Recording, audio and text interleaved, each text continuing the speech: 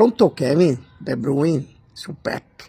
Kevin, soltanto per darti il benvenuto a Napoli, volevo essere il primo.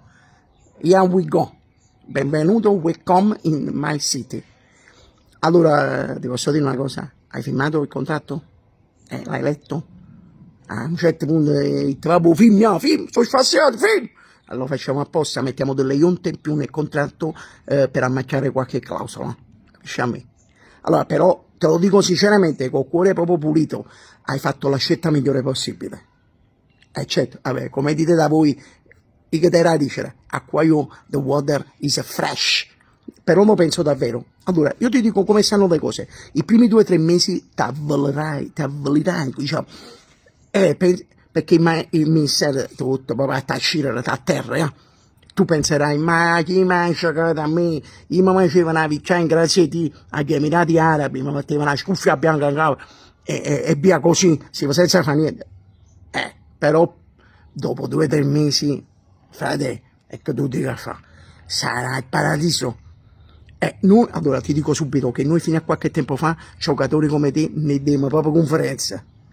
Noi non ne guardiamo nemmeno in faccia per paura di affezionarci e rimanere delusi. Invece adesso, con questa nuova fase del presidente, diciamo, squascione, vincente, grazie anche a Mr. Conte, mo sei dei nostri. Allora, i miei consigli, chiedi a Dries di parlare con Sanzaro e di prenderti una casa a Russais.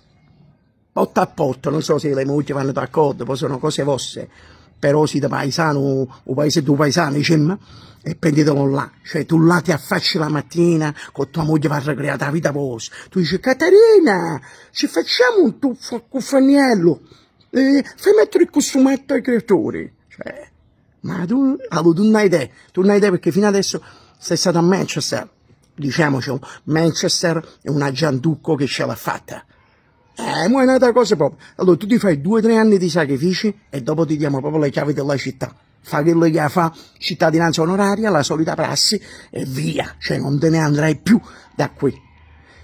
Allora, carissimo Kevin, una cosa ti voglio dire prima perché se non arrivi e ti voglio dato un brin. Allora, sentirai dire Vesuvio erutta, tutta Napoli è distrutta, colle rusi, terremotati, lavatevi, si cose qua. Tu dici, com'è possibile? Questi non sono italiani pure loro, perché ci trattano così? È invidia, è gelosia, vanno in freva, capisci? E allora cercano di marcare a pesta, ma con noi non ce la fanno, perché noi abbiamo lo scudo positivo, oltre che lo scudetto. Kevin, ti aspettiamo, appena arrivi, chiedi. Where is Pep? E ti portano a dove? Ciao, adieu, benvenuto.